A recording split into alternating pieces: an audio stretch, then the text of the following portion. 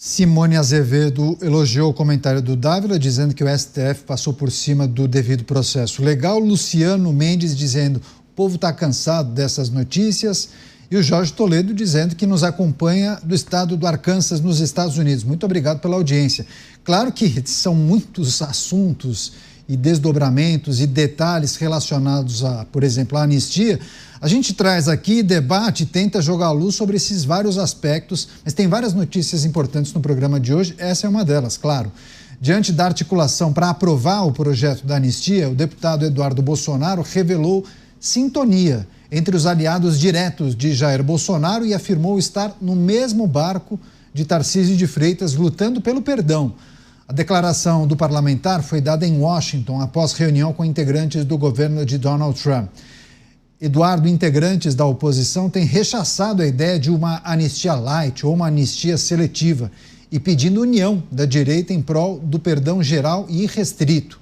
O deputado afirmou ainda que a aprovação da anistia seria o único caminho para que os Estados Unidos pudessem negociar as sanções contra o Brasil. Começar essa com o Cristiano Beraldo.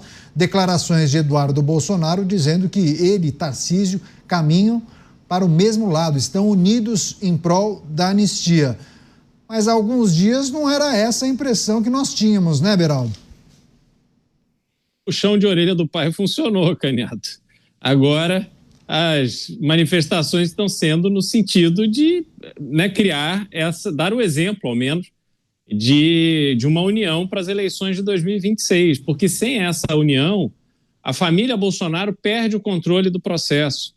Se eles não trabalharem para ter um candidato apoiado por eles que viabilize uma grande aliança dos partidos do Centrão, eles acabarão se vendo obrigados a lançar uma candidatura avulsa, ou seja, uma candidatura dentro do PL, provavelmente de Michele Bolsonaro, e com isso, primeiro vão perder um representante no Senado, porque tanto Michele quanto Flávio, quanto Carlos, têm uma chance grande de serem eleitos senadores.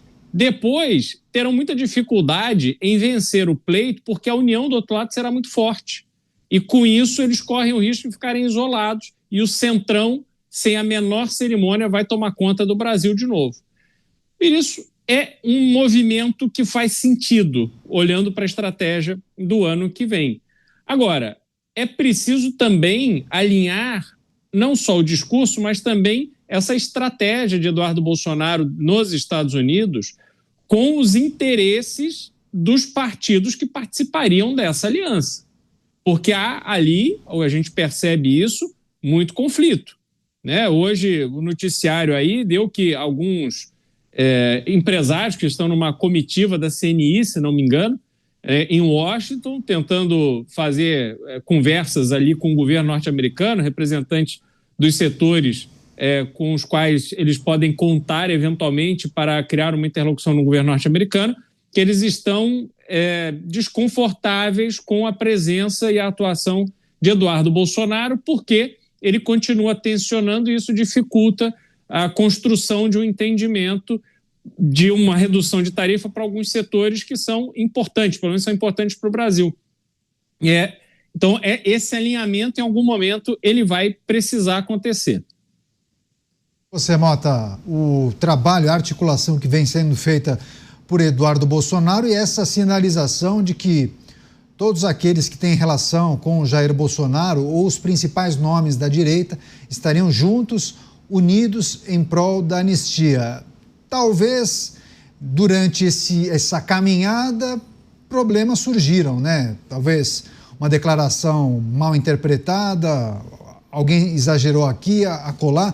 Parece que todos caminham na mesma direção nesse momento, né, quando a gente fala da anistia. Não há dúvida nenhuma. As divergências são naturais, política é política, política é, antes de tudo, disputa pelo poder. Então a gente não pode querer que políticos não se comportem como políticos. A anistia é uma pauta que pode dominar completamente o debate, eu acho que nos próximos meses, até que a questão dos presos seja resolvida. Mas não é a única pauta. Eu acho que hoje o que deve unir os políticos que estão nesse espaço que a gente chama de direita, é a ameaça evidente a qual todos eles estão sendo apresentados. A gente comenta todos os dias aqui. A semana passada foram as declarações associando o deputado Nicolas Ferreira, que é uma das estrelas da direita, da política de direita, associando o deputado Nicolas, ao crime organizado. Como eu disse aqui, confundiram Nicolas Ferreira com Nicolás Maduro, mas as declarações foram sérias. Aquilo ali foi uma ameaça clara. Depois, se eu não me engano, há 2 dias atrás, um deputado entrou na justiça com algum tipo de ação contra o governador Tarcísio, não é isso? Pedindo apreensão de passaporte. Isso aí é um recado. Eu acho que à medida que as eleições do ano que vem ficarem mais próximas, nós vamos ver esse tipo de iniciativa se multiplicar. O recado é muito claro. Se você é de direita, você não pode dar declaração, você não pode fazer nenhuma postagem, é melhor você ficar quietinho, calado no seu canto, é melhor você desaparecer, ou então vai sobrar para você. Eu acho que isso é o fator que vai trazer a tão falada união da direita. É a união para sobreviver. O Dávila, a Bela Megali do O Globo publicou uma nota no programa de hoje, na edição de hoje de O Globo, revelando uma conversa que Tarcísio teria tido com alguns integrantes da direita, ou do PL, ou do Republicanos, e aí Tarcísio questionava essas figuras, né? Por que Eduardo Bolsonaro me pegou para Cristo? Se referindo àqueles ataques ou aquelas mensagens que foram publicadas por Eduardo Bolsonaro há algumas semanas. Parece que eles superaram, enfim, falam a mesma língua. Há uma atuação importante de Tarcísio de Freitas em prol da anistia, mas você acha que esse era o objetivo de Eduardo, provocar talvez Tarcísio e observar que o governador de São Paulo arregaçaria as mangas e trabalhasse ativamente pela anistia no Congresso Nacional? Vimos, inclusive, Tarcísio se deslocando para São Paulo, foi para Brasília, participou de reuniões, enfim. Deixa eu só receber as pessoas que nos acompanham pelas emissoras de rádio. Seja bem-vindo, obrigado pela preferência, por ficar sempre bem informado com a Jovem Pan. A análise que o Luiz Felipe Dávila fará é em relação a uma aproximação de Eduardo Bolsonaro e Tarcísio de Freitas, unidos juntos em prol da anistia, mas também uma nota que foi publicada pelo O Globo, questionamentos de Tarcísio, perguntas feitas a aliados sobre Eduardo. Por que Eduardo teria feito aquelas críticas a Tarcísio de Freitas? Você, Dávila, faz parte do jogo político, né? Mas talvez Eduardo tenha exagerado em algum momento? Candidato, a direita precisa estar unida com o objetivo de tirar o PT do poder em 2026. Este é o objetivo que deveria pautar a ação, as atitudes e as escolhas de todos da direita. O problema é que a direita gosta de brigar entre eles. A gente não aprendeu com a esquerda ainda, que a esquerda briga de portas fechadas, depois sai todo mundo unido fazendo uma única coisa. Nós não temos essa disciplina, é uma coisa incrível. Então a gente briga.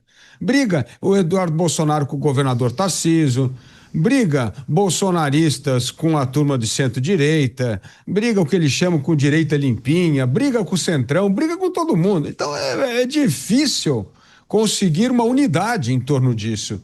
Você falou de uma pedra no caminho, é aquele grande poema do Carlos Drummond de Andrade, né? No meio do caminho tinha uma pedra no meio do caminho. A pedra é a discordância, é a falta de objetividade que é que nós temos de cumprir como uma missão juntos. E o que nós temos de cumprir é vencer as eleições de 26 e tirar o PT do poder para acabar com esse desastre. O Brasil está a caminho do precipício.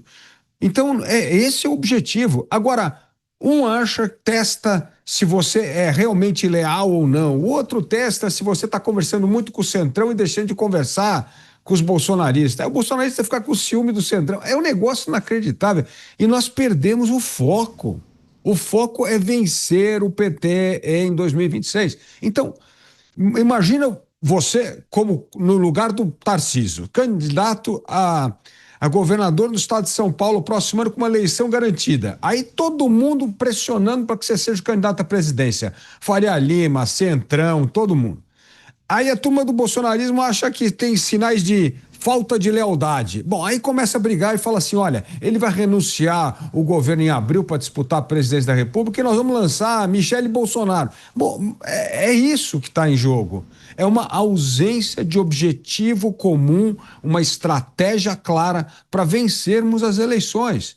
Desse jeito, nós não vamos vencer a eleição.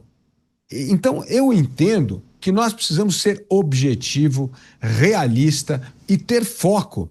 Porque senão você vai gerar insegurança naqueles que poderiam ser os candidatos competitivos. E se gerar insegurança, eles não vão disputar a eleição. O Tarcísio tem uma eleição garantida, reeleição garantida em São Paulo. Ele não vai entrar numa aventura.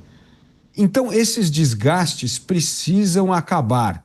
Porque se não acabar, nós estamos facilitando a vida da esquerda vencer as eleições de 2026.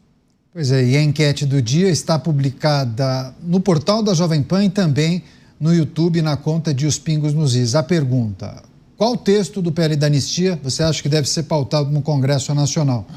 Anistia seletiva, somente para aqueles que participaram dos atos do dia 8 de janeiro, ou total, além desses manifestantes, as autoridades, né? O ex-presidente Jair Bolsonaro, integrantes do seu governo. Parcial, até agora no YouTube, 83% defendem a anistia total, hein? Então, se você puder, se você não concorda, entre ou no site da Jovem Pan ou no YouTube e manifeste a sua opinião. Se você acredita que deve ser seletiva, não tem problema, pode entrar e votar.